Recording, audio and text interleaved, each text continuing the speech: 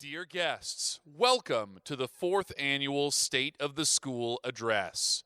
Our program will begin momentarily. Please find your seats.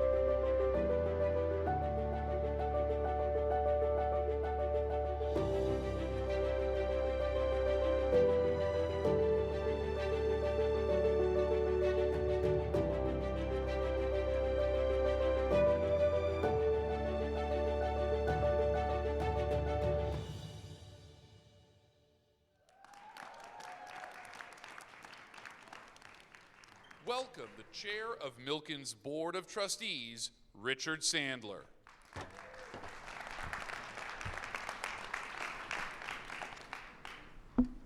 Good evening.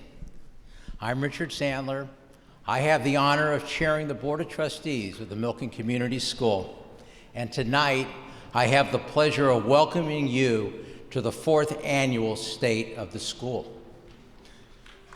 Go right ahead. That applause is for you. What we do here at Milken has never been more necessary nor more important for the future of our community and for the lives of our students. We live in a country where the Jewish people are a minority of just 2%. Yet, we live at a time where we are the most accepted and comfortable as we have ever been as a minority in the diaspora in our thousands of years of history. Yet, at the same time, we see an increase in anti-Semitic statements and actions. It concerns each and every one of us, and it presents challenges for our students every day as they are in school. And it will present even more challenges when they leave home to attend our country's colleges and universities. Likewise, we live at a time where there is constant criticism of the state of Israel. Though Israel is the United States' closest ally, it is the only democracy in the Middle East, and it's the only Jewish state on the planet. It is criticized in ways that we do not hear about of any other country on earth. And last week, we witnessed the worst terrorist attack in Israel in over a decade. Here at the Milken Community School, we are preparing our students to deal with these and many other challenges. They understand how important Israel is to all of us, how miraculous this 75-year-old country is, even if we do not always agree with the government of Israel or its policies, just as we don't always agree with our own government and its policies. Our students understand that they're part of a remarkable people with a remarkable tradition. That tradition will lead them to lead meaningful lives, and it will help them make an important difference in this world, as our ancestors did before them. They know, Milken students know who they are. They know where they came from. They know why it matters, and they are proud of it. We also live, as we all know, in a politically charged time and a very divided country. Our students learn how complex the problems we grapple with are and how to best analyze these problems and understand them.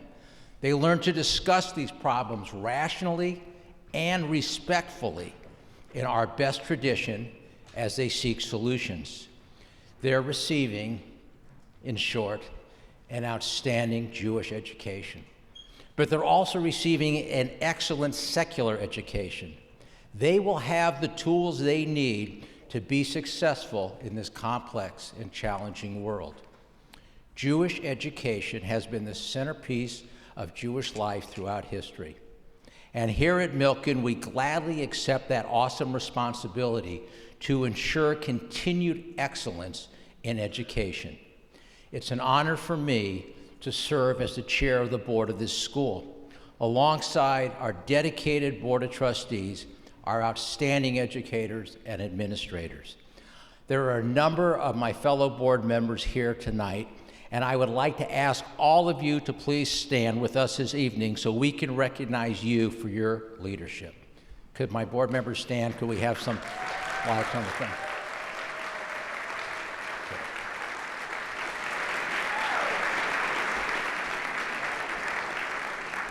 Thank you, and thank you for all you do.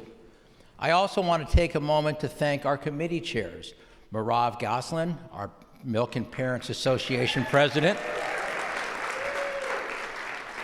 our development committee, our whole development committee led by Lori Wolf, our admissions committee led by Gabrielle Baker and Nancy Schulman, our finance committee led by Leon Jenks. Leon has been intimately involved in every aspect of this school for over a decade, is an alumni parent, and is still showing up almost on a daily basis. And I also want to recognize our entire alumni board and alumni parent leadership committee. All these parents, alums, and committed leaders are at the heart of Milken. They are an inspiration to me and should be to every one of us every day. And of course, we could not do what we do here without you, our generous donors and parents and supporters. You invest in this school, and by that you are investing in the future of our community. We could never do what we do, as I just said, without you.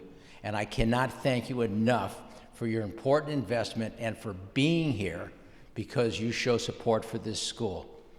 For me, the best indication of how well we are doing our jobs comes from our remarkable Milken Community School alumni. 4 of those alums serve on our board today: Jake Davidson, Rabbi Tova Liebeck Douglas, Sean Rad, and Keith Wasserman.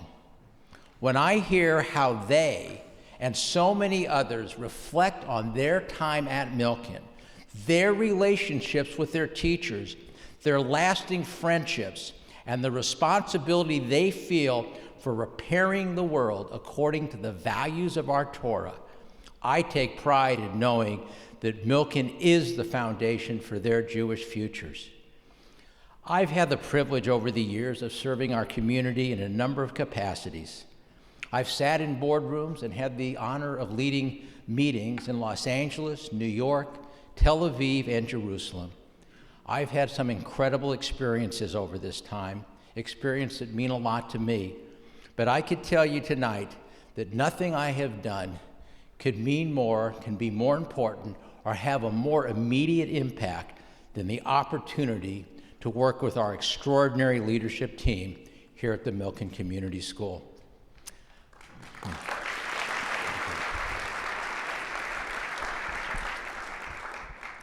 In 2018, I had the honor of interviewing the Prime Minister of the State of Israel, Benjamin Netanyahu, on a stage in Tel Aviv at the General Assembly of the Jewish Federations of North America. The Prime Minister talked that day about the challenges he faced in the State of Israel.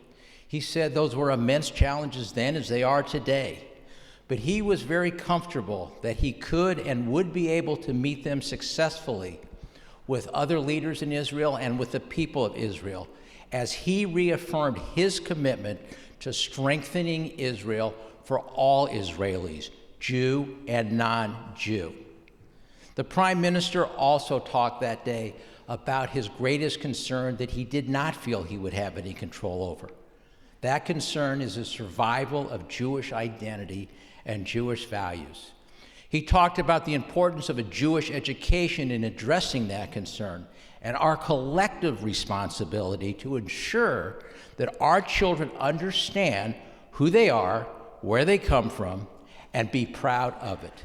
As I stated a few minutes ago, here at the Milken Community School, we are fulfilling that responsibility to educate our children. Our future is bright. We are ensuring a Jewish future. So I thank you all for being here this evening, our parents, our alumni, our students, our faculty, our staff. You are the Milken Community School. And now, so that we can learn more about these amazing things I've been telling you about, it is my privilege and my honor to introduce an individual who each and every day reflects the values of our school and what we stand for. The incredibly talented and extremely committed head of school, Dr. Sarah Shulkin.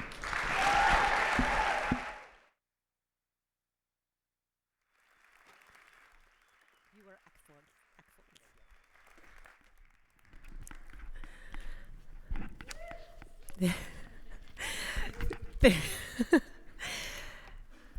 Thank you, Richard, for your leadership and for all of the work that you and the Board of Trustees do on behalf of our school. And thank you to Gabby and Aiden back there at the Milken Coffee Carts, who launched this business as part of the Finance and Entrepreneurship Signature Program.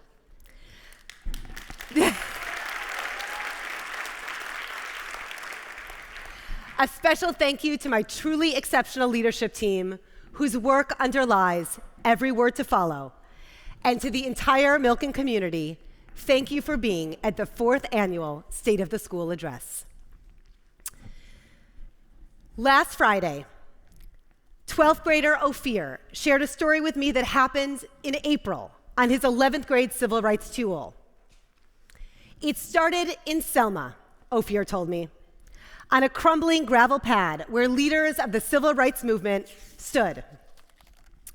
At his teacher's instruction, he carried a white stone across the Edmund Pettus Bridge. The stone, Ophir said, was to help him see himself as part of history. As he came to the monument on the other side of the bridge, he leaned down and squinted to read the inscription, which said, "In time to come, when your children ask you, what is the meaning of these stones? Tell them, here the Israelites crossed the Jordan."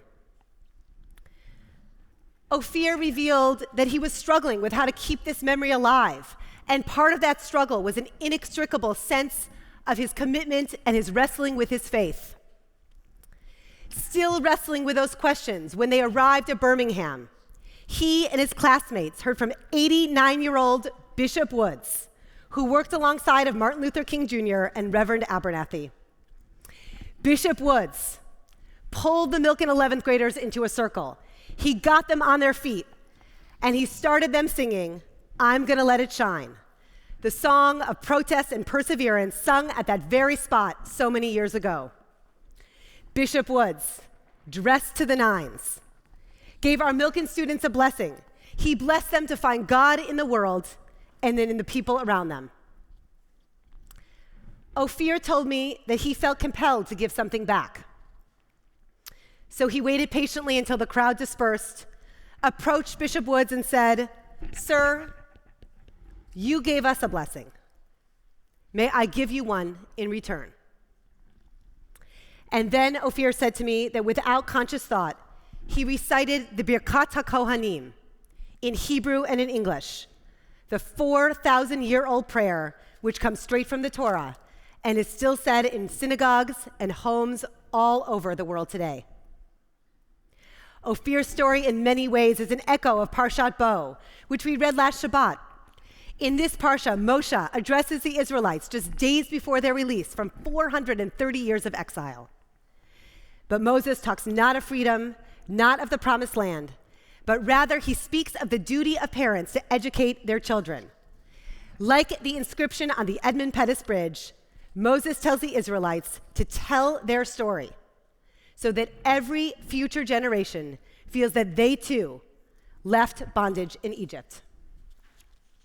It's Ophir's realization, actually, that the most powerful link between generations is the story of what came before us, making that story ours, and leaving it as a sacred legacy to those who follow. Every year before graduation, Rabbi BK reminds our seniors of an essential truth. He looks at them and says, "You don't graduate from Milken. How could you? You can't graduate from a covenant. You can't graduate from the story of the Jewish people, which you have learned and which has both claimed you and been claimed by you, such that you are part of it forevermore." Or in the words of my favorite poet, Yehuda Amichai, "All the generations before me donated me, little by little, so that I would rise up all at once in Jerusalem. That is a big obligation." Our mission is grounded in this idea that at the most critical point of a child's development, we create a school that allows them to practice what it is to be a member of a pluralistic model Jewish community. It's a rehearsal of sorts, and one which is about growing our sacred legacy and reinforcing in our children their obligation to do the same.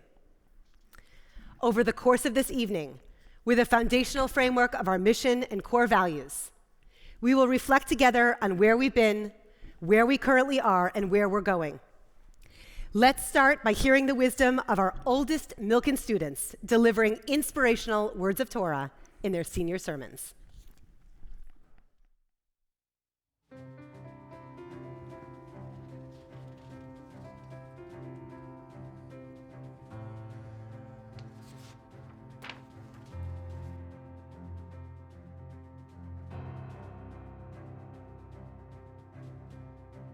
במקום שאין אנשים, השתדל להיות איש.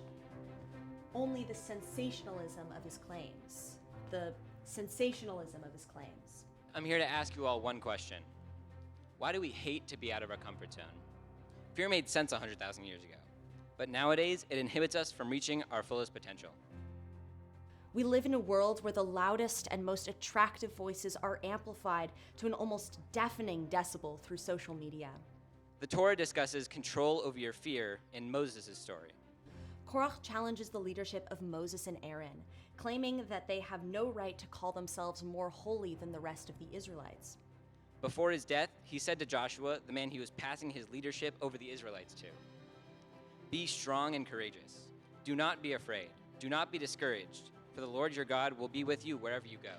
It would seem as though the Israelites would see through Korach's pretension, recognize his rebellion for what it was, a desperate power grab. He wins over the support of the Israelites completely and panders to their resentments towards Moses. To take action isn't to be completely devoid of fear. Rish Lakish was afraid. So were the Maccabees and Joshua, but they all took action. I find myself liking political candidates more when they have really nice web designs. I don't think I could say anything more Gen Z, but it's true. When I see some good serif fonts and a nice color scheme, I'm more willing to support that politician, maybe to forgive them when they say something that seems inaccurate or inappropriate. Now let me tell you, as someone who isn't fond of public speaking, I decided that I wasn't going to do a public sermon. But when I filled out the senior sermon form, I accidentally clicked, I would like to give a public sermon. So I did the opposite of what my brain told me to, and here I am. Every day we have opportunities to be a person, to look beyond the superficial, look beyond the siren call of groupthink and party over policy and personality over substance. So I jumped, and it was amazing. Because every time you face your fears, you become less and less susceptible to them. If you're afraid of rejection, get rejected. If you're afraid of public speaking, speak publicly. And if you're afraid of heights, jump out of a plane. To make decisions that distinguish us from the noise of the majority.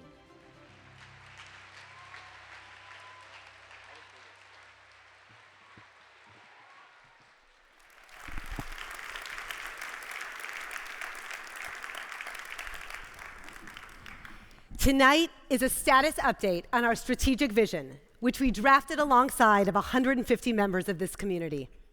Together, we concluded that Milken Community School is and continue to be the place that attracts the greatest talent, provides a life-changing experience, broadens and deepens our impact, leads innovation, and catalyzes transformation of Jewish education and the community at large. The rest of the evening will go through each of our priorities, showing where we are today and how we are visioning the future. The most important ingredient in the pursuit of our mission is the quality of the teachers in our classrooms, assuming, of course, that those teachers are not only talented, but mission aligned. Schools rise and fall on the quality of the teachers who interact with students day in and day out. The RAND Corporation's longitudinal comprehensive study concludes that when it comes to student performance, teachers have 2 to 3 times the effect of any other school factor. No other factor even comes close. Students learn what they live. If you want to create a culture of pursuing academic excellence and love of learning, the surest way to do that is to have that modeled by the teachers in your classrooms. When we reflect on where we are with this priority today, it's clear that Milken educators are master teachers because they are master learners. If you wander through the campus during F Block, you're likely to witness my favorite example of this. Maxime Gibert, social science teacher, studying Hebrew with instructional leader, Dr. Karmit Burston. Over the past year, our teachers and leaders have engaged in robust, individualized professional development. Here is a list of some of the opportunities that our teachers have had and engaged in over the last academic year.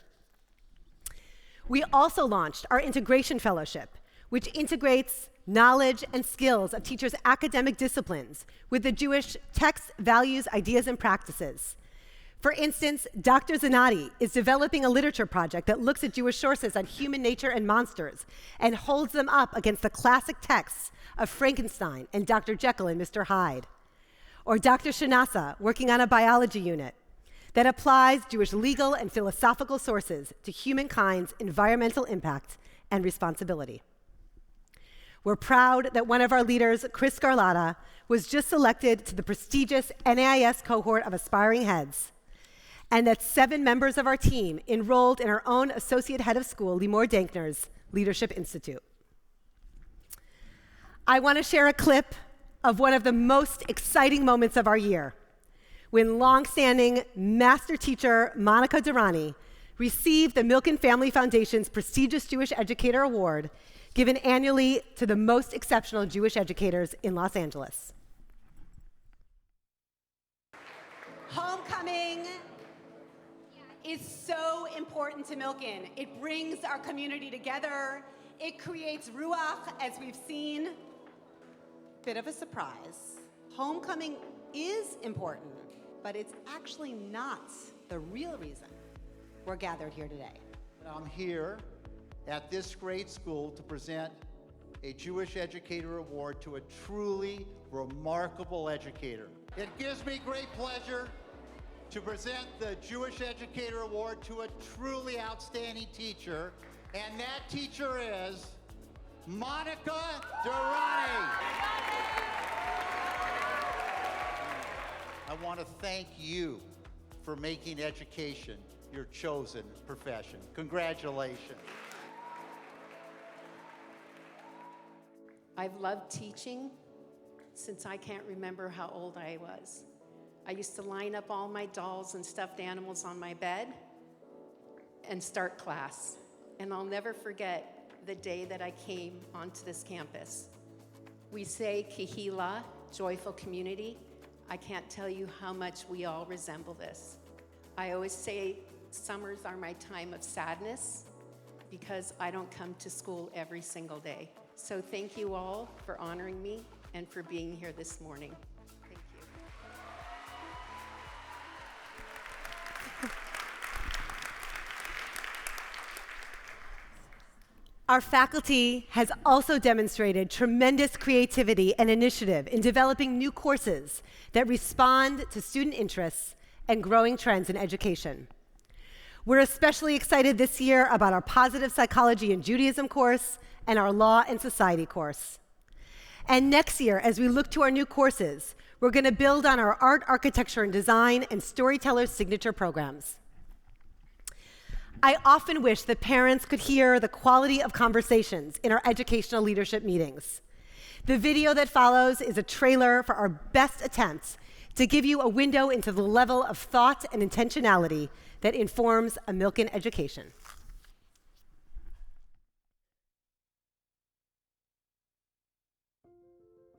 narrowing down what the standards are and what the strands are has enabled us to really think more broadly about a curricular arc, 6 through 12. Ultimately, all of our students are going to become leaders, whether they're leaders of their families or their businesses. All right. So I'm really excited to have this conversation with you all because being the person that started just a few months ago, I've really tried to integrate myself into the Milken community. What is the most important part of your routine here on campus and why? But there's another part of what we do, which I want to say, this is making such a formative contribution to how our students think about their purpose in the world.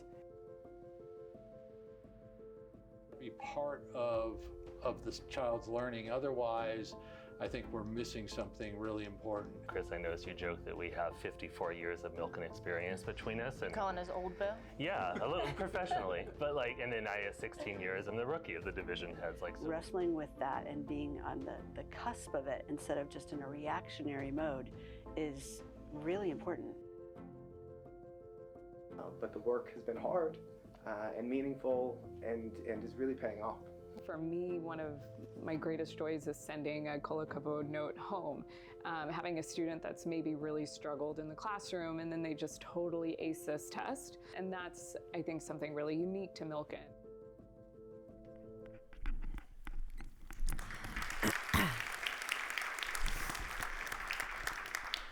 Looking ahead in the area of talents, we plan to invest in areas that make us who we are, specifically Israel education and Jewish studies.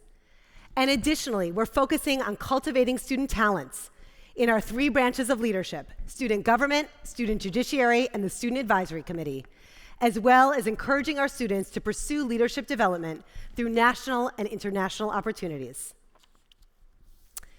In the realm of experience, this year's grave national and local data about adolescence and mental health made it more important than ever to focus not only on preventing, combating threats and dangers, but also enhancing our healthy Jewish community and a deep-seated sense of belonging. We do this within concentric circles of community. A key component of prioritizing experience is making sure that parents are well-informed and that every student is meaningfully connected to an adult on campus. As you can see, 91% of our students feel connected to at least one adult on campus. And we know that when kids feel connected, they thrive academically, socially, and emotionally. The data you see here is the result of a lot of intentional work on this priority. This year, Karen Heller assumed the role of Director of Student Life, and through her work, Milken's spirit and pride continues to shine as we hosted the largest challah bake and homecoming in Milken's history. And we've added socials for every division in all school Shabbaton and house celebrations, contests, and tournaments. We've grown our Madrichim program, in which our 8th graders help to acculturate and support our 6th graders. And we brought back our Varikim program that pairs our 12th graders with a 9th grade advisory to help the youngest members of our upper school to acclimate and get involved.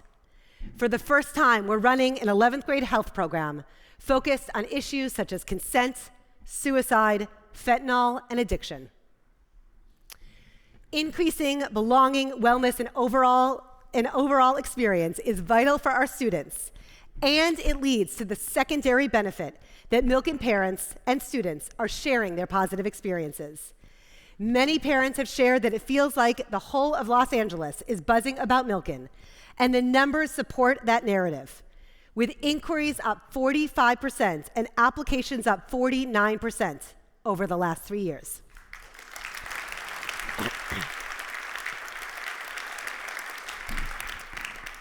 As enrollment continues to increase, so too does our diversity. I'm proud of our geographic diversity, with 54 different feeder schools represented at Milken. I'm proud of our socioeconomic diversity, with 40% of our families receiving some form of tuition assistance. I'm proud of our ethnic diversity, with at least 8 different languages spoken in our families' homes. And just this past year, I'm proud that we were able to enroll Jewish students who moved from the Ukraine to escape the war.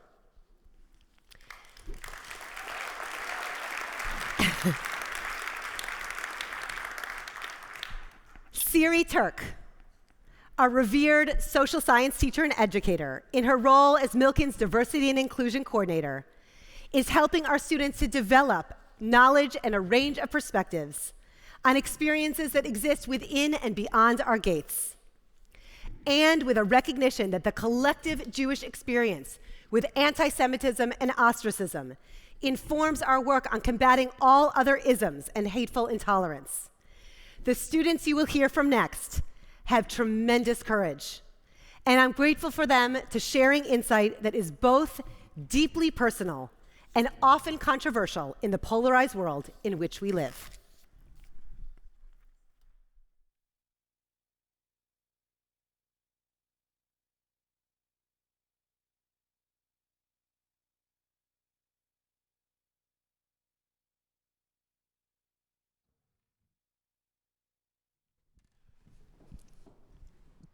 Thank you, Dr. Shulkind. As a Jewish woman of color who chose to find her home in a Jewish pluralistic community, I was really struck by the comfort and sense of kehillah that I felt upon my first time here at Milken, and by the Ahavat Israel that has been nurtured within me in the 9 years that I've been here. But I also realized that not everyone has that same sense of belonging. And it was that realization, coupled with student voices, both current and past, that led me to help Milken to create and sustain a community that embraces pluralism in its many facets and creates and engenders a sense of belonging and comfort in all of its members. The students here before us tonight have each contributed to developing an awareness of and appreciation for the different aspects and perspectives that are alive in our community. And this is not easy stuff. As Mr. Sandler and Dr. Shulkind alluded to before, these topics can be polarizing and uncomfortable to talk about in the best of circumstances, let alone on a stage, under bright spotlights, in front of all these grown-ups. So, I ask that you give a warm welcome and a round of applause to Noah DeBask, Nathan Farzadmer, Ari Hoffman, and Courtney Wiesel.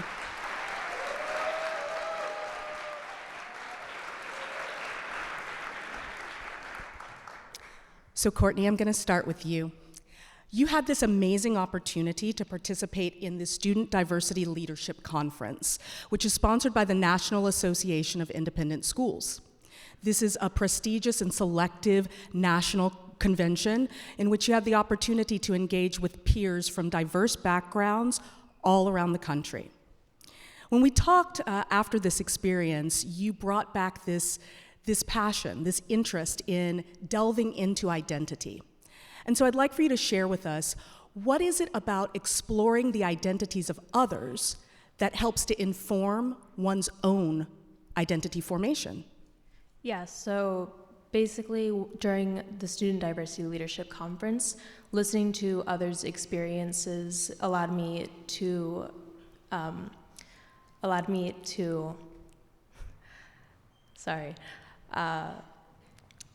sort of reflect on my own experiences more deeply, and through hearing what students from all around the country my age have had to say in their experiences with discrimination, and getting to share my own experiences with discrimination, mainly in the form of anti-Semitism, it really led me to the realization that I'm not alone outside of the Jewish community, which is really important to me because with going off to college next year, I will be entering a new environment where the majority of my peers will not be Jewish.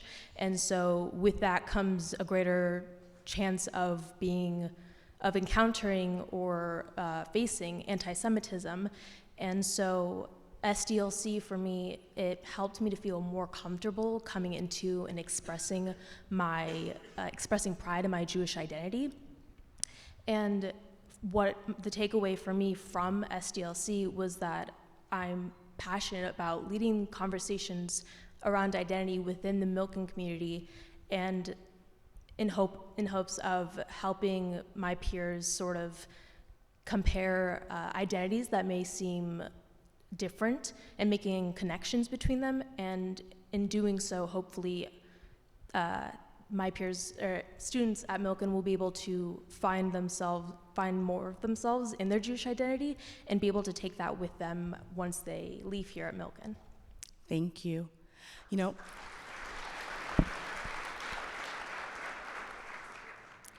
so reflecting on that idea of student voices, being able to create spaces where you can connect and talk about these things. I'm going to turn to you, Ari. And you and several of your peers, Ilana Frid-Madden and James Greer, have recently done an amazing job with developing and growing the Gender Sexualities Alliance here at Milken. Tell me a little bit about what inspired you to take a leadership role in these spaces. So in middle school, I didn't have a lot of role models who were out in the Milken community. So when I was forming my own identity, as well as just navigating the responses to me coming out as lesbian, I was afraid and unsure. And also I didn't have those role models easily available. So when I joined the high school, I also joined the GSA there. And while there were only a few people, I managed to find those role models, and I managed to compare experiences and learn from them so that I felt more comfortable and I felt more normal in this school and in the rest of the world. So when COVID hit, I got a text message from the previous president asking me and Ilana to take over the GSA. I readily accepted, and every week we led Zoom meetings, and the primary goal that I decided that I wanted GSA to be about was creating those role models and encouraging student voices to be advocates for themselves and advocates for their community to create lasting change in order to make Milken a warm and inviting environment for all identities. Thank you.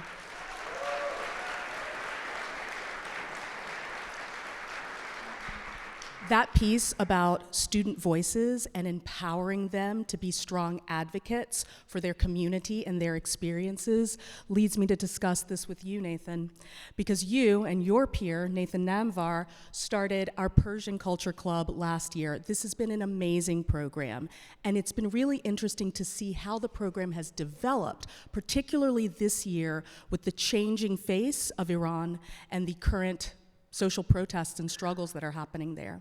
So tell us a little bit about what initially motivated you to develop this club, and perhaps what you're proudest of in terms of how the club itself has grown. Well, since the murder of Mahsa Amini in September, our club's mission and goal has pivoted and grown from just being about learning and teaching other students in the Milken community about our own Persian culture to now focusing on the current state of Iran and the protests and the Iranian government.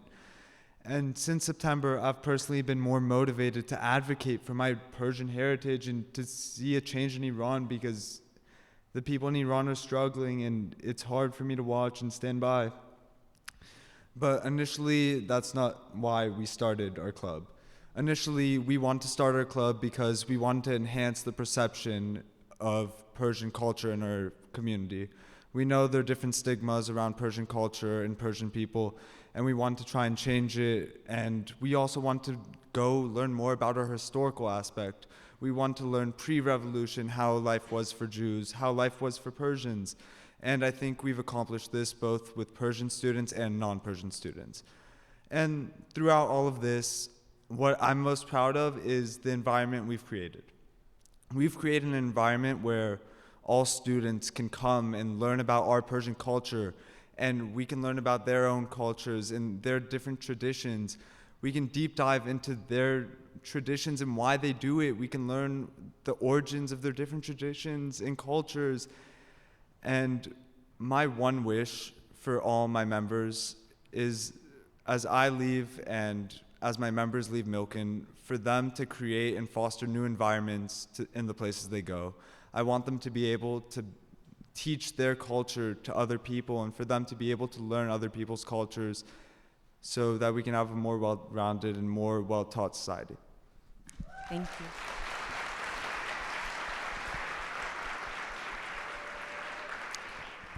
That idea of creating spaces where you can develop a deep contextual understanding of your own culture, where you can share that knowledge with others, and where you can learn from others is so pivotal to our portrait of the graduate and our goal for Milken students.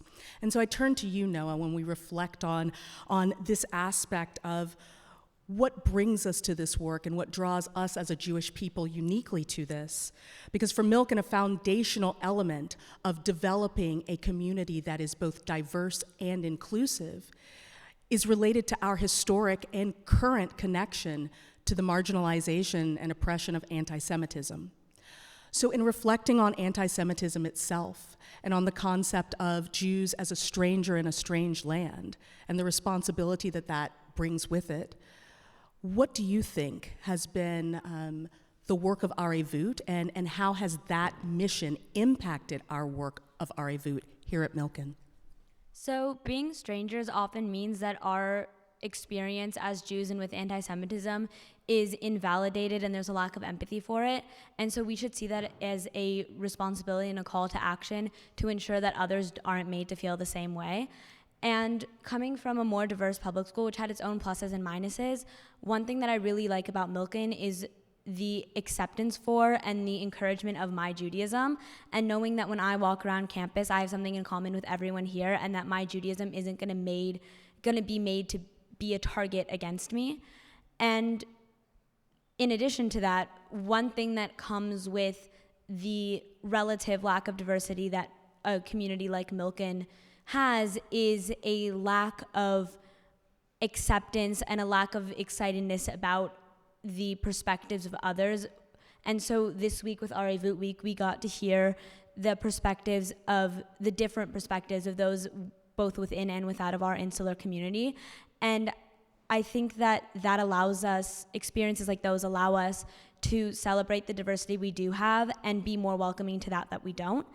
And I think that more work in this field and more experiences like this are going to take Milken a long way. Thank you.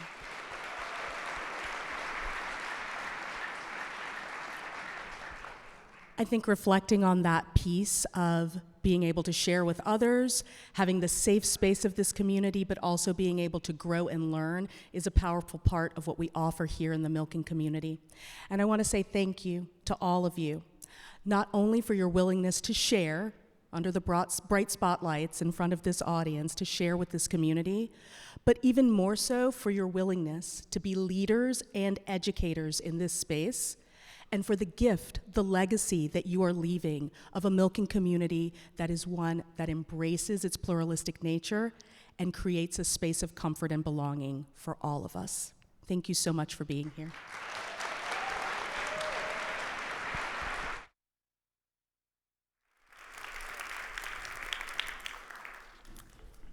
I am so proud of these students who no doubt will help us to create a more perfect world.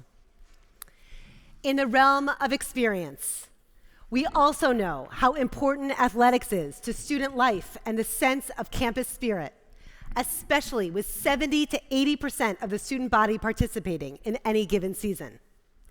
So this year, we brought our basketball, volleyball, and strength and conditioning coaches onto our full-time faculty. And for the first time, we're running off-season programming in baseball and basketball and planning to add volleyball and water polo soon in the future. In partnership with our ad hoc athletics task force, we're examining the goals set forth by our strategic vision, and we're looking to raise the profile of athletics in our school and across the city. Our strategic priorities of talent and experience focus on developing identity and community. They're inward-facing. They answer the question, who are we? The next two priorities, impact and innovation, ask, how do we interact with others? How do we integrate our Jewish culture, values, and tradition into our work? Impact as a priority delivers on our commitment that Milken is a resource and a community for life. One of the goals in this realm of our strategic plan was expanding Milken's reach off campus. Service learning is a key area in which we reach into the community, and across the school, we work monthly and quarterly with Hope of the Valley, Los Angeles Museum of the Holocaust, City of Hope, Our Big Kitchen, Firehouse 109, and Shemesh Farms, to name a few. In the upper divisions, students have an opportunity to lead this work. For instance, Lily serves as a co-chair of Yozma's children's group, which led a huge toy and book drive in December, and she also co-chairs Uplift Buddies, which is a partnership between Milken students and seniors at Sunrise of Woodland Hills. Our Jewish Federation of Greater Los Angeles also helps Milken to amplify its impact, and I want to acknowledge Rabbi Noah Farkas, President and CEO of the Federation, and a Milken parents, who is in the audience, for his support of Milken and of the Jewish community as a whole.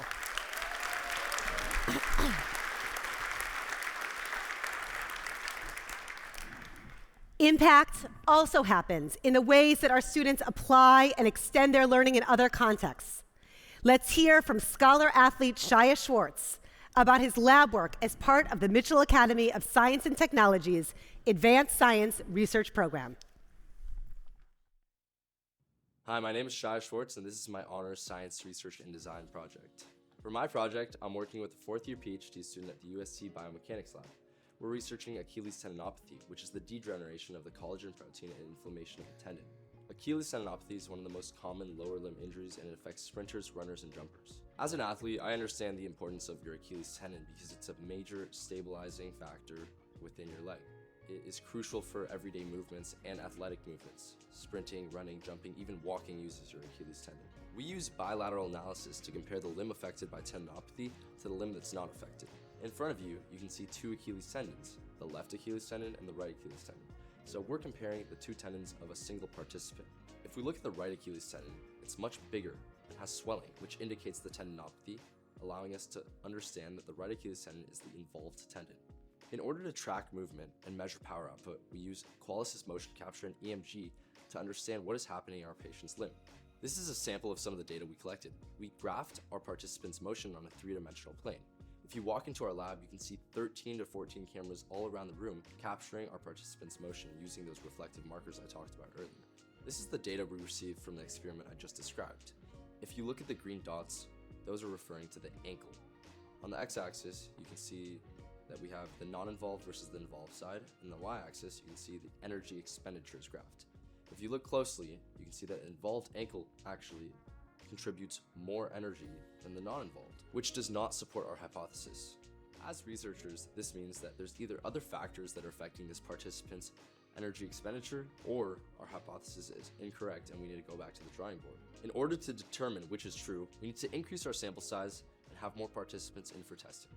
Honestly, it was scary at first being in a room full of PhD candidates. I began by just taking notes and recording trials, but as my role has expanded, I became a vital part of this team, and I actually instruct participants and help with the actual research. First, I want to thank Dr. Cooley, who took a chance on accepting a high school student into a PhD lab and pairing me up with her student, David Ortiz. And David, just thank you so much for being an amazing mentor. I truly appreciate everything you've done for me, and I will take all the lessons I've learned from you with me for the rest of my life.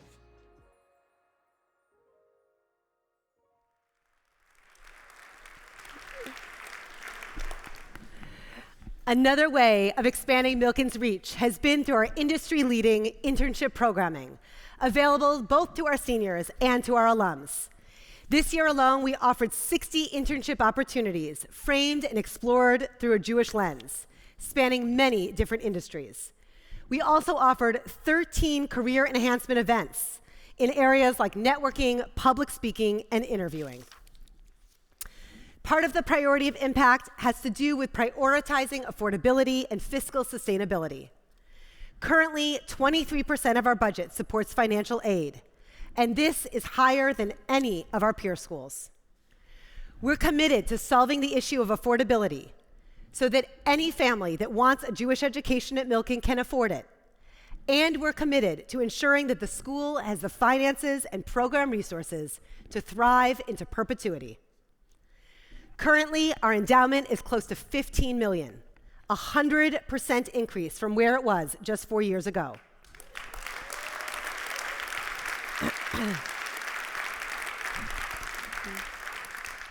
We're fortunate to have parents, grandparents, alumni parents, and community members who have generously invested in the Jewish future by giving to our endowment. I want to thank new Milken parents, Fanny and David Marcus, alumni parents, Susie and Jaime Gesundheit, and honorary grandparents, Wendy and Ken Ruby, for their recent and incredibly meaningful endowment gifts.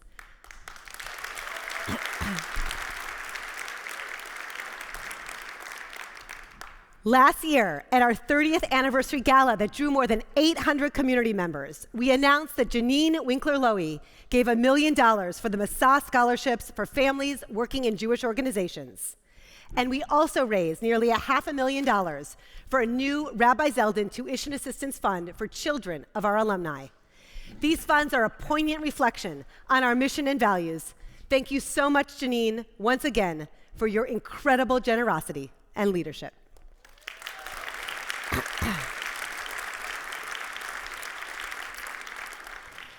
In monitoring our budget, we need to keep our eye on revenue and expenses.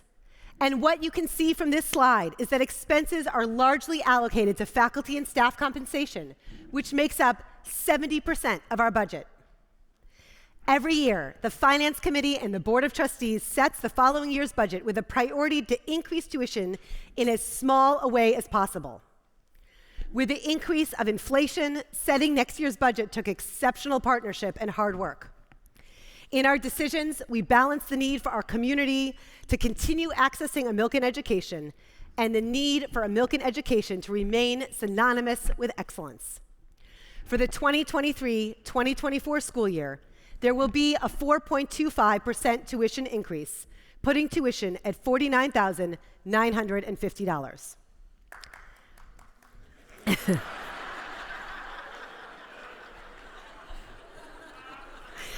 By the way, Bobby, that's like the gold star for the evening. I mean, you know, you definitely, I mean, that is just the best moment of the whole night. Okay. I mean, I was going to say for the bargain price, I was going to joke about it, but then I figured, who's going to want me to joke about tuition? But then you did it for me. Okay. The tuition increase is lower than Milken's historical norm, an independent school 5-year average of 5%. In a highly volatile time, Milken has increased tuition of an average of 3.3% per year over the last 5-year period. When we thought about tuition, some of the key factors that resulted in our tuition are that we are implementing an average of 5.5% increase in faculty salaries, which is vital to keep pace with inflation and stay competitive in the marketplace. Making up nearly 3/4 of our budget, tuition primarily funds our people, which directly impacts the student experience. Inflation has impacted major levers in our budget. For example, transportation costs are up 20%, and insurance costs are up 13%. We are very lucky that in setting tuition, we also have incredible donors, which relieved pressure on tuition increases. So many of you were so generous, and I'm proud for the first time in Milken's history, our annual fund crossed $2 million.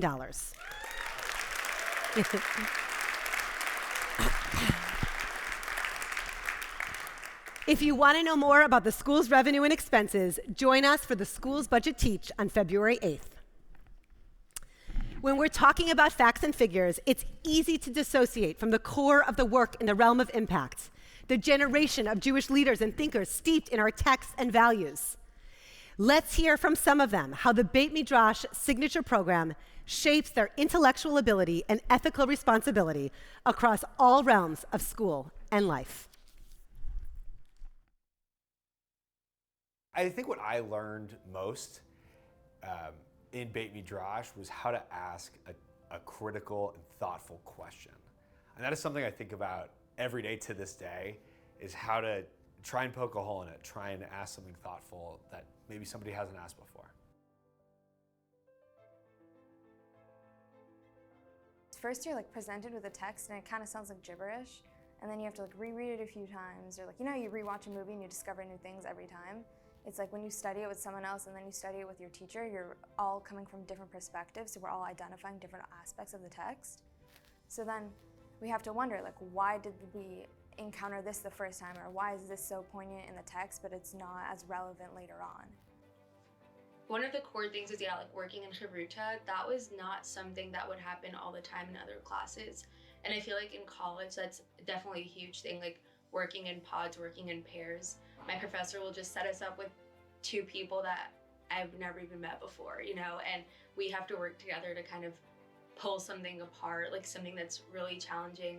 I thought it was fascinating that you could have this whole dialogue, this whole interface. You're sort of watching it play out. It's almost like a screenplay between different rabbis, commentators, bringing back in Torah, about this very, very simple and specific thing. It's just another way of study. I feel like it's not something I've experienced in other classes, and I've definitely never experienced prior to Milken. But the Beit Midrash Fellowship gives us the chance to be our own teachers and to learn from our peers. And then those skills, those advocacy skills, those public speaking, just critical analysis, you can apply to so many other subjects. There's one teacher at the front of the room, but 20 teachers sitting at their desks. And I really feel like that's more the case for Beit Midrash than for any other class. Like once we get on a tangent or we unlock something in a text, it's like we're so focused to the point where we're like, stop, like we need more time, like enough, like we need to keep going, we're on to something. I think one of the amazing things about Beit Midrash and my entire Jewish education at Milken was learning the word peoplehood and understanding that being Jewish was more than just a culture, it was more than just a religion, it was more than a people, it was more than a land. It defied racial barriers and ethnic barriers, and was this larger sort of conceptual thing. And I think Beit Midrash really played into that, right? These lessons that we've learned that have been passed down for generations, that I've seen in my own life, serve that higher peoplehood. I think that learning to closely analyze a text in Beit Midrash is a skill that's going to serve me well, both in my other classes in high school, but also down the line in college. Even my policy classes that I took in college, I think Beit Midrash prepared me because, for 2 reasons. I think, first and foremost, it's that critical thinking component and taking something, especially in the policy field, that everybody sort of sees and takes for granted. In Beit Midrash, we look to poke holes in what has been taken for granted and what we've read over and over again. Every time in Beit Midrash that we start a new unit, I feel like I'm coming to new realizations about myself and about how I as a Jew function in my Jewish community. The essence of it has been carried down through generations in my family. It had to have been, right? And I was the benefactor of that, and I'm reading it, in this high school class, and eventually, hopefully one day I'll be able to pass those values down to my children.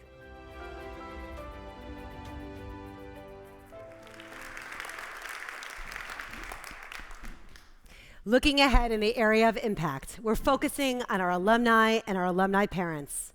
We launched an Alumni Parent Council this year with quarterly events, such as cocktails at one of our trustees' home with speaker Ben Freeman. We're adding an alumni board in New York City and training our alums across the country to lead Shabbat dinners and discussions. I'm excited about the alumni mega reunion in May on our campus, which will follow up on the gala, which brought together more than 200 alums. We already have 12 children of alums at Milken, and we hope that this number grows exponentially in the years to come.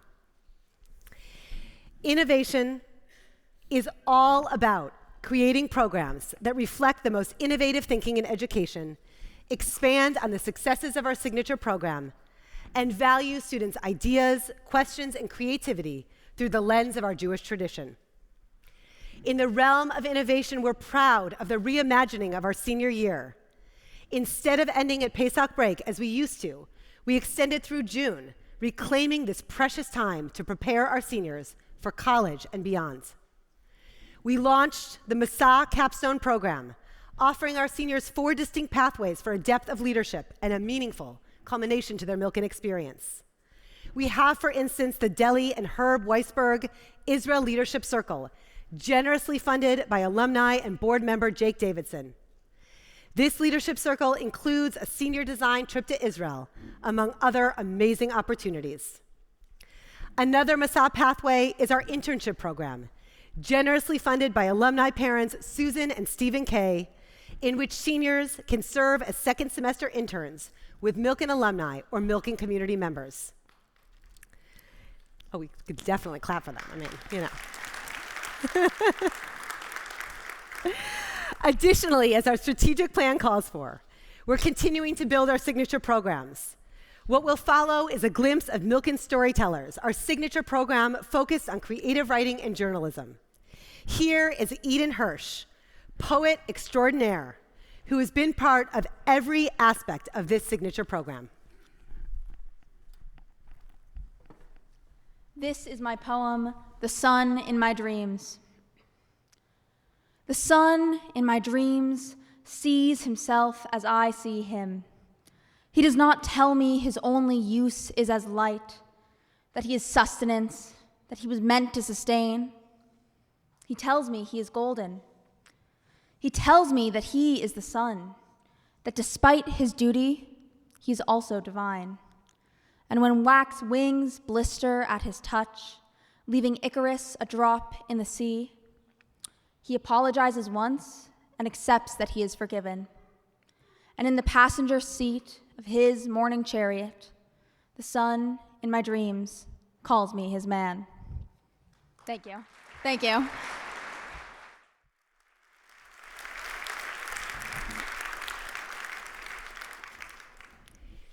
When we talk about robotics, part of our Mitchell Academy of Science and Technology, we often focus on the upper school, but the truth is robotics begins in our 6th through 8th division.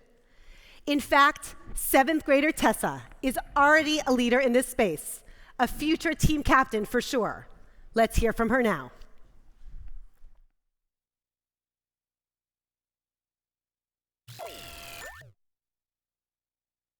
Hi, I'm Tessa, and this is middle school robotics. This game is to pick up these cones and to stack them on the junctions that are placed all over the field. And me and my team first had to start out with brainstorming what we were going to put on the robot and how it was going to fulfill these challenges. And we had to decide, are we going to use an arm? Are we going to use a hook on how to grab these pieces and score them? After we designed what we wanted our robot to look like, we had to build it and then code it, and it's just a lot of teamwork. We use block code, so there are a bunch of different preset coding blocks that you piece together. It starts easier and progressively gets more and more difficult, but once you understand it, it's really fun. I had no experience in robotics before Milken. I started in 6th grade with the Lego robotics. To compete, it's really scary the first few times, but it's really fun. One of the things I learned in robotics is that there are different perspectives of different problems and how you can take other people's ideas and realize how they may have thought of it differently than you did. I think a really key aspect of robotics is you have to enjoy working as a team and be open to new ideas.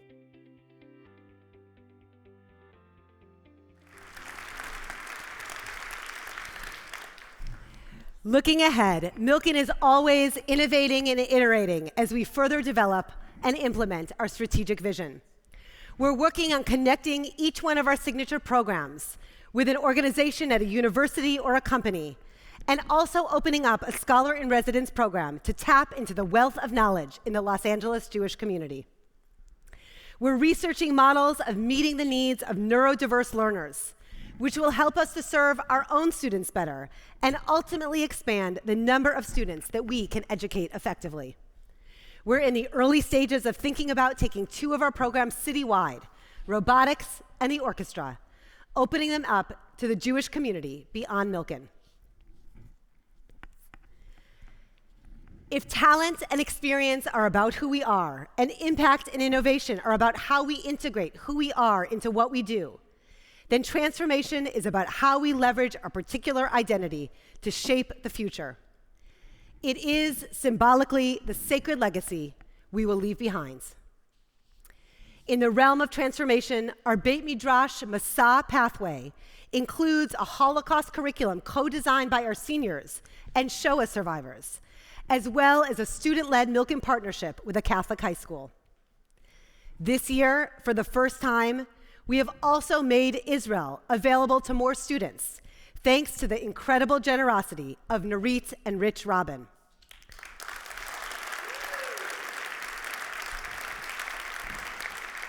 Because of Nurit and Rich, the entire 10th grade will meet the Tiferet Israel Fellows in Israel, and the students will have a chance to learn experientially from the land and people of Israel.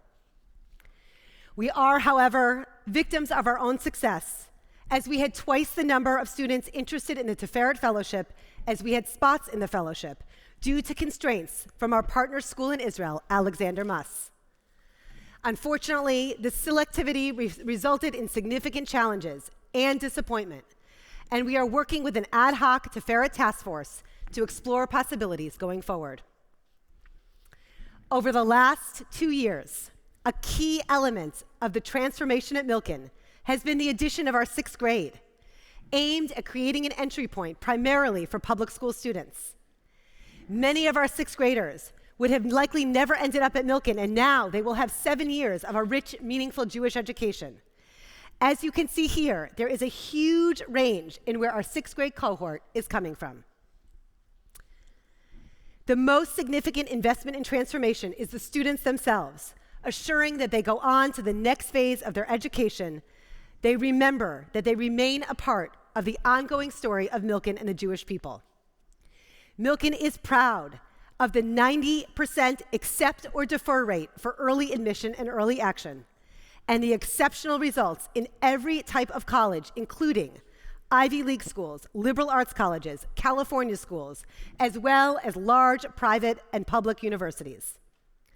In the next segment, 3 of our seniors will share about their college process in a panel moderated by Eli Chevalian, our new charismatic director of college counseling and academic planning.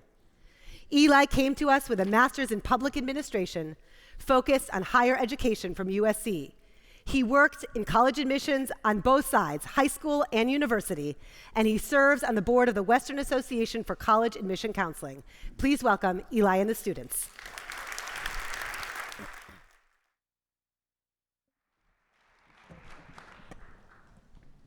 Right. Thank you, Dr. Shulkin, and welcome everyone. Tonight we'll be talking with these 3 amazing seniors, and we're going to focus on their priorities, their feelings about the college search and application process, and what advice they might have for future Milken students. Tonight we are honored to have Spencer Davis, Kobe Isaacson, and Sophie Porbaba. Can we get a round of applause for our panel? Yeah.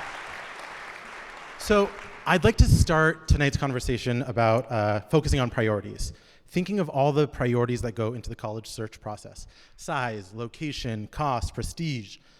Kobe, which characteristics were at the top of your list? You know, growing up to a Jewish school my whole life, I've been in class sizes that have been 19 kids. There were only 46 kids in my graduating class out of Sinai, and I knew I wanted to go to a mid to big size school. I wanted at least 7,000 kids at my school, and I just wanted to meet as much people as possible, and I want to be able to be exposed to new opportunities and new experiences every day. In addition to that, I want to go to a school that's full of students who are talented, passionate, and driven to make an impact. So I think that's driven my college list. Yeah. Amazing. So focusing on size, the culture, the people, the social aspect, all of those pieces, those are your priorities. I appreciate that. The next question is going to be for Sophie. So thinking back to your high school experience up until this point, what were you focused on? What did you do? How did you participate, get involved to help you prepare for the college search and application process? So coming into high school, I already had many passions that I knew I wanted to pursue coming into Milken. And this is kind of where I showed this sense of consistency as a student. But then as far as my academics went, I really didn't know what route I wanted to take it. I didn't know what I was interested in. So this is where I really showed this sense of variety. So coming into high school, as far as my extracurriculars went, I kept going with soccer, I played volleyball, I joined the school orchestra, chamber ensemble, I started taking violin more seriously, and these are all things I have been doing throughout my whole life that I knew I wanted to continue coming into Milken. So this is that consistency that I was talking about. And then as far as my academics went, I took psychology courses, economic courses, music courses, none of which have anything to do with each other, but this is how I really found out what I was interested in and what I want to pursue going forward. I love that. So really trying to try out new subjects, try out new classes, see what academic areas you like, but knowing at your core the activities that you really are passionate about and being consistent in those. I think that's really beautiful. I want to dive a little bit deeper into the process. And Spencer, this question's for you. What was the most meaningful or interesting part of the process? And how did that contribute to where you chose to apply? I think the most meaningful part of the process was honestly finding out who I am as a part of all of it. When I came into Milken, I think I did a similar thing to Sophie. I really tried everything. And I went through and I took all the different classes and I took all the different extracurriculars.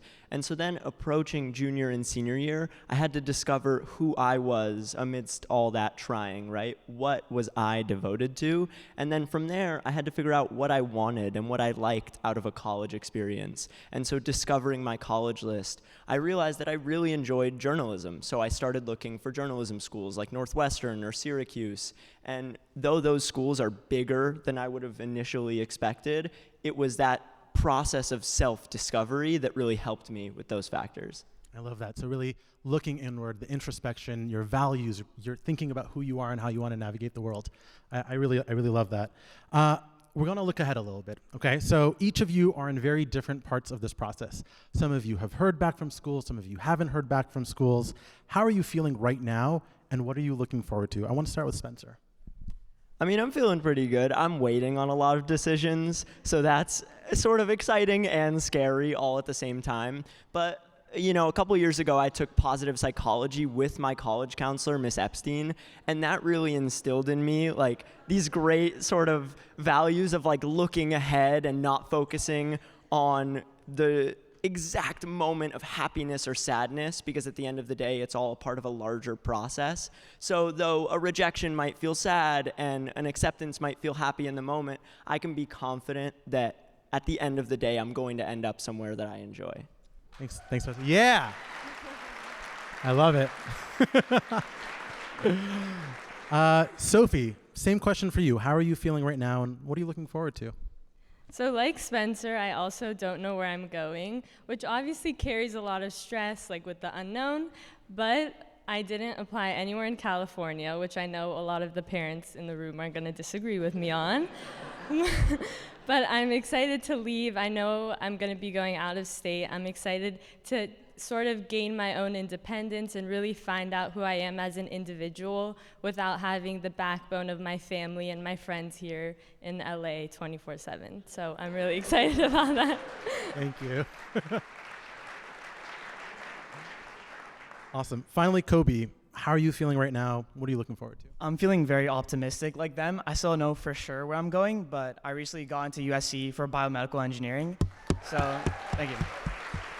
So, I know that even though if other places don't work, I have USC, and I'm like super excited no matter what. I know my parents are very happy to be in LA, and so I've gotten one rejection from an outside school, and they were so happy, but I'm glad I'm making them proud and myself proud.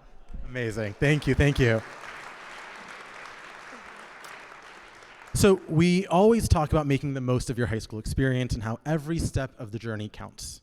What do you think is important for younger students and parents of those students to hear as they start thinking about the college search and application process? Sophie, can you start? Something that I always tell younger students is to really milk Milken for all of the opportunities that it has to offer. I don't think many people realize how many opportunities this school has. Clubs, community service, different organizations. And what I tell students is that you're not going to realize it now, but once you start getting into this college process, all of this is going to feed into that. Colleges want to see that you can have a balanced schedule. They want to see that you can be a leader in a type of club. They want to see that you participate in sports. They don't just it's a holistic review of everything. They don't just want to see how you are in the classroom, but they want to see how you are as a person. So. Thank you. Yes. I'm curious, for you, Spencer, what advice might you have for younger students and their families? As I was saying earlier, Sophie and I have a really similar mindset about trying new things, but I think over the past few years, I've had to narrow my focus, and I think that that's a super important part of the process as you go on, right? So you're gonna try in freshman year, try in sophomore year, and then when you reach junior and senior year, you wanna narrow and figure out what you love and where you wanna devote the most effort, because things are going to get harder, and so you need to make sure that you're devoting the most effort to the things that you really feel passionate about. Nice. Thank you, Spencer. Yes. And finally, Kobe, advice. Yeah, I think there's two main things. I think the first one is finding a community outside of your immediate social circle. So that's whether that's joining a new sport and making friends with that, joining an orchestra. You know, Spencer and I are part of this student organization known as Junior State of America, and I've made friends with so many people across the country. So I feel like finding a community that's not just your friend group and building and accomplishing things with that community is just so meaningful. In addition, figure out an academic subject you're interested in 10th to 11th grade and start pursuing that in an advanced fashion, something that's beyond what a high schooler is expected to do, and really dive deep into that. Awesome. Thank you, Kobe. So this has been amazing to hear directly from all of you. I personally did not have the honor of working with you individually, but it's been so great to see you grow over the course of this past year. And no matter where you end up, East Coast, West Coast, LA, anywhere, I'm really excited to see what the next chapter has in store for you all. So can we get them a round of applause? Thank you all so much. Thank you. Thank you. Thank you.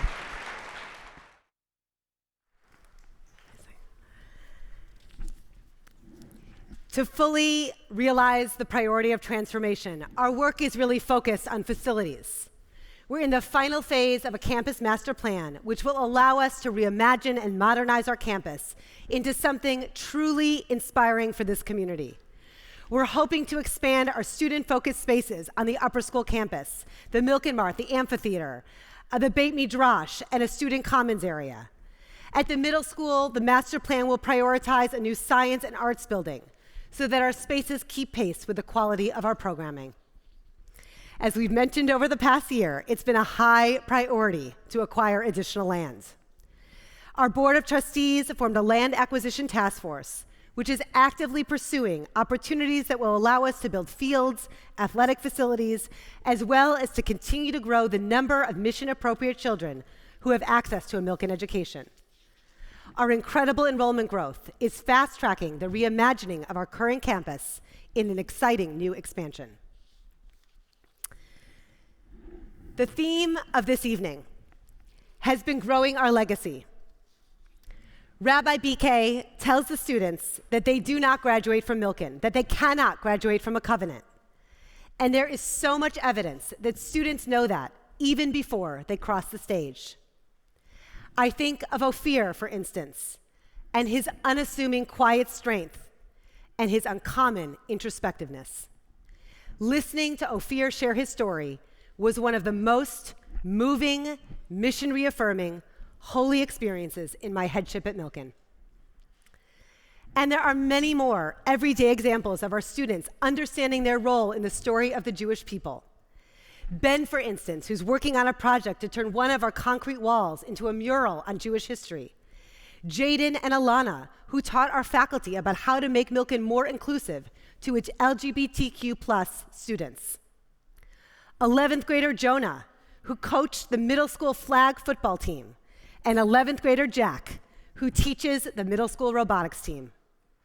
5 of our students who are assistant directors in our theater productions, and the Student Judiciary Committee that is pushing our administration to think about how to bring Jewish perspectives to support academic integrity policy. We are, as Rabbi Jonathan Sachs says, the story we tell ourselves about ourselves. What does Sachs mean by that? That we are part of a living drama. Our story, Milken's story, is that we are striving for the brilliant and strenuous balance between listening carefully to the wisdom of our ancestors while interpreting our tradition in new and vital ways. Spend time at Milken, and you will see that it is not a coincidence that the Hebrew root of banim, children, is the same as the Hebrew root of bonim, builders. Thank you for joining us this evening to examine the growth that we've experienced and to look into our bright future. I hope that you leave tonight with a renewed commitment to our mission, and may we all continue to build together so that we do indeed educate our children so that they can surpass us. And now, to close the evening, please welcome the cast of Rock of Ages performing Don't Stop Believing.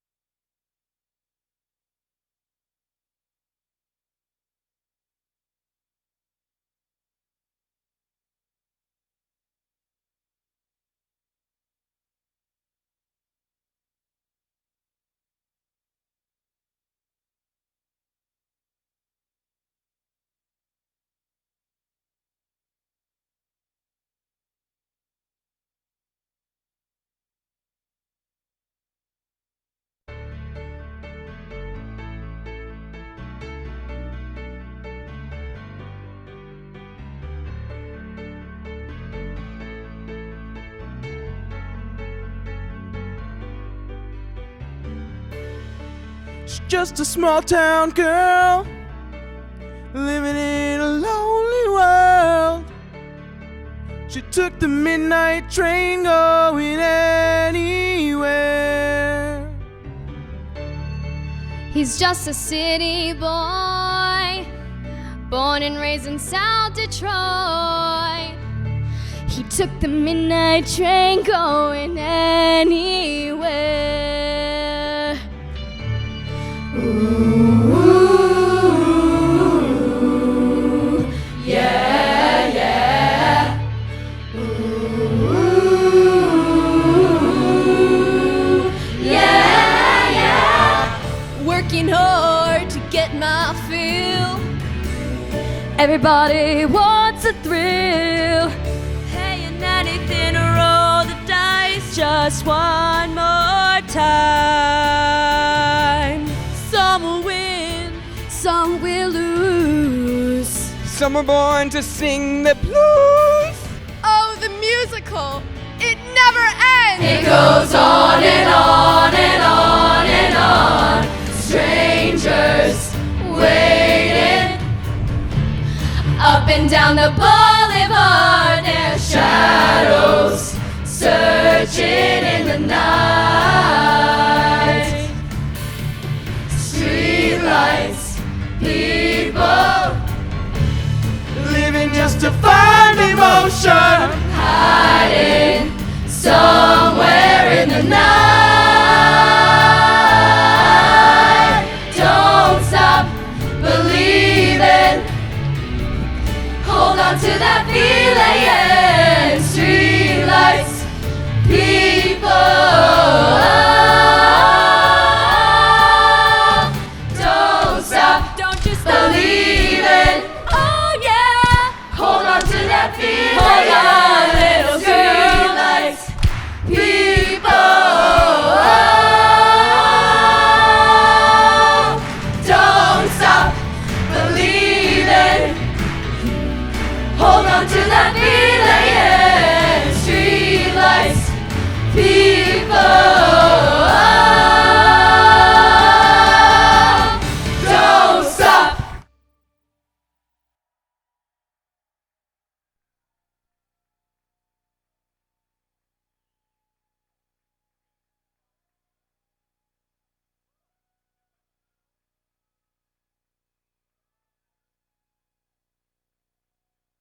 Thank you for joining us for our 4th annual State of the School Address.